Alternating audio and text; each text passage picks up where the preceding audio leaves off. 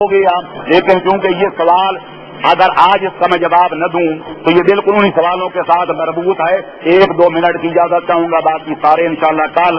تو یہ کسی صاحب نے مجھ سے پوچھا ہے، اس پر نام نہیں لکھا ہوا، کہ سنا ہے کہ آپ دعویٰ اجتہاد کرتے ہیں اور کیا آپ کا حلقہ مقلدین بھی ہے؟ عقیدے کے سلسلے میں تقلید کا کتنا عمل دخل ہے؟ کیا آپ کو معلوم ہے کہ ایک اصطلاح ڈھکو گروہ بھی اپنا رواج میں ہے اور آپ کی عقیدت مند دیگر مومنین پر ان کے عقائد کے متعلق اعتراض کرتے ہیں، تو آپ کو دیگر علماء کے ساتھ بعض عقائد میں اعتراض ہے یعنی اختلاف ہے؟ اگر ہے تو کون سے عقائد؟ آج کل ایک اور مسئلہ بھی ہے جس پر پھر حاصل بحث ہو رہی ہے، وہ تشہد میں علی ولی اللہ پڑھنا ہے وغیرہ وغیرہ آخر تک. تو گزارش یہ ہے کہ جہاں تک اس بات کا تعلق ہے کہ میں مدعی اجتہاد ہوں، اس میں کوئی شک نہیں ہے، کوئی شبہ نہیں ہے کہ میں مدعی ہوں اور اپنے دعوے کے ساتھ اپنے آپ کو مجتہد جانتا ہوں.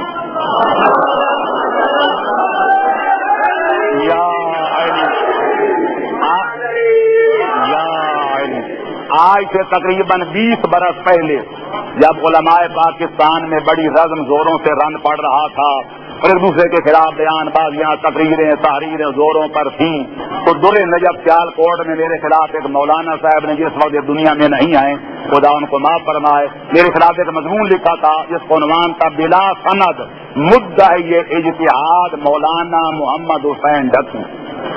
میں نے جواب میں اور کچھ نہ کیا، میری کتاب چھپ رہی تھی جس کا نام ہے اثبات الامامت، اس کے بعد اصول و شریعت چھپی، اس کے بعد ایک اور کتاب چھپی. تو میں نے اپنے وہ اسناد جو علماء عراق نے، جو نجف اور کربلا اور کاظمین اور سامرہ کی اس دور کی، آج سے 35 سال پہلے کی بات کر رہا ہوں، جن عالم نے، مجتہدین کرام نے اور مراجع تقلید شیعان جہان نے اس گناہگار کو اجتہاد کے سندیں عطا کی تھی، میں نے ان کے فوٹو سگیر شائع کر دیے. پھر مولانا کو ایسا سانپ سونگ گیا تھا کہ جب تک زندہ ہے پھر میرے اجتہاد پہ کبھی اعتراض نہیں کیا تھا.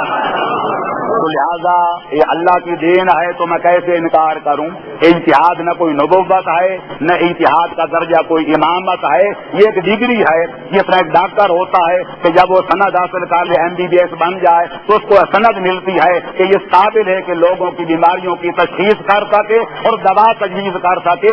اجتہاد بھی ایک ملکہ ہے کہ جب خدا کسی کو عطا کر دیتا ہے تو اس قابل بن جاتا ہے کہ خدا کے قرآن کو اور 14 کے فرمان کو سامنے رکھ کر اس کے احکام استنباط کر سکے اور آپ عمل کر سکے، دوسروں کو حق و حقیقت بتا سکے. تو بحمدللہ میں اس درجے پہ فائز ہوں. جس کو شک ہے میں کہتا ہوں میرے ساری سندوں کو چھوڑیے، میرا وجود خود دلیل ہے کہ میں ہوں. جس کو شک ہے میں ہر میدان میں گفتگو کرنے کے لیے تیار ہوں. یا علی جناب امیر نے فرمایا تھا ان الفتح من یقول ہاں انا ذا لیس الفتح من یقول کان ابی. مرد وہ ہوتا ہے جو میدان میں کہے میں موجود ہوں، اس کو کبھی مرد نہ کہنا جو کہے میرا بابا ایسا تھا، میرا دادا ایسا تھا.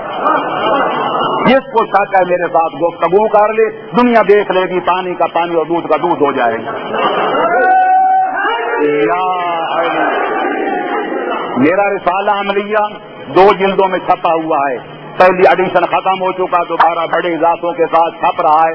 کتابت مکمل ہو گئی ہے. اس کا نام ہے قوانین الشریعہ فی فقہ الجعفریہ. الحمدللہ آپ دوسرے مجتہدین کرام کے فتاووں کی کتابوں کے ساتھ میری کتاب کو بھی رکھیں، اس کا مطالعہ کریں. یہ نہ دیکھیں کہ لکھنے والا یہ گناہگار ہے جو پاکستان میں پیدا ہوا، کہ پاکستان میں لوگوں کی گالیاں کھا رہا ہے. کتاب کو من حیث الکتاب دیکھنا، پھر خود موازنہ کرتے رہنا کہ زمانہ حاضرہ کے تقاضوں کو کون سی کتاب پورا کرتی ہے.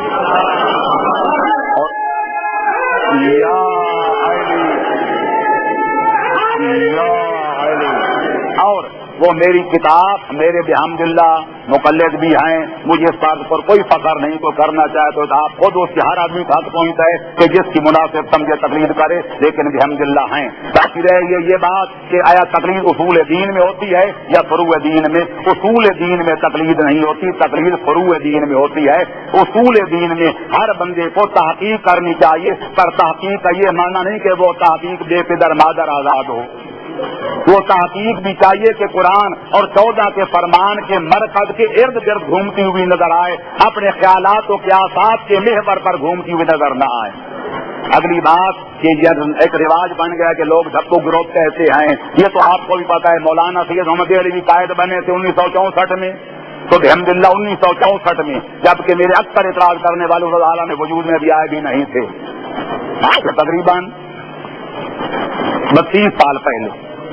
اس وقت جب ان کو کراچی میں بنایا گیا تھا قائد، ان بنانے والوں میں یہ گنہگار بھی شامل تھا جہاں باقی علماء تھے، 10 سال ان کے ساتھ کام کیا، اس وقت بھی کہتے کہ ڈھکو گروہ والے یہ کر رہے ہیں۔ اس کے بعد مفتی جعفر حسین اللہ مقام ہو بنے، روز اول سے لے کر آخر تک ان کا ساتھ نبھایا، لوگ ان کو بھی ڈھکو گروہ کا قائد کہتے تھے، حتیٰ کہ جب یہاں نے گھراؤ کیا تھا اور ساری قوم نے ان کا ساتھ دیا تھا، وہ مر گئے، ہم نے مرنا ہے۔ مولانا مفتی نے کہا تھا کہ مولانا محمد حسین، جس قوم کو لوگ ڈھکوازم کہتے تھے، آج قوم نے فیصلہ کر دیا کہ مذہب شیعہ خود یہی ہے اور قائد مذہب شیعہ کا یہی مفتی جعفر حسین ہے۔ پھر قائد شہید کا دور آیا، ان کے دور میں بھی ڈھکو گروپ ان کو کہا جاتا رہا، مولانا ساجد علی شاہ صاحب قبلہ قائد بنے، ان کو بھی ڈھکو گروپ کہا جاتا رہا، لیکن اب راز نہیں کوئی راز رہا، پہلے گلستان بن گئے۔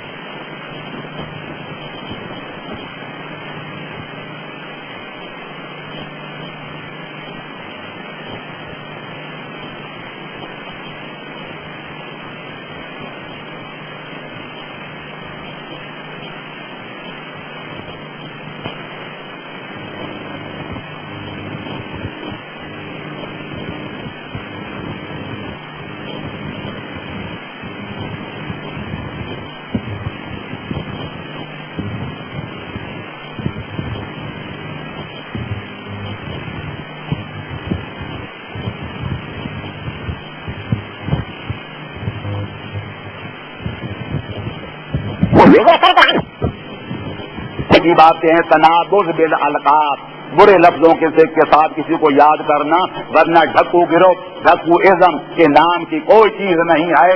میرا دعویٰ ہے اور جب تک میرے جسم میں جان ہے میں اپنے دعوے پہ برقرار رہوں گا کہ میں نے اپنی تقریروں میں اپنی تحریروں میں ایک لفظ ایسا نہیں کہا جو اللہ کے قرآن میں نہ ہو اور 14 کے فرمان میں نہ ہو اور 1400 سال کے شیعہ علماء اور مجتہدین کے کلام میں نہ ہو۔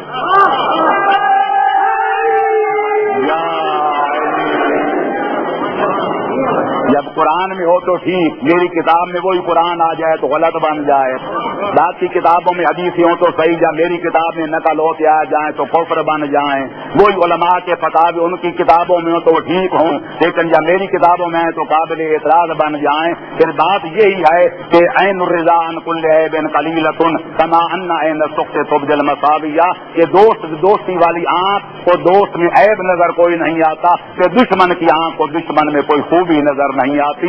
میں تو یہی کہوں گا، ہم کہاں کے دانا تھے، کس ہنر میں یکتا تھے، بے سبب ہوا غالب دشمن آسماں اپنا۔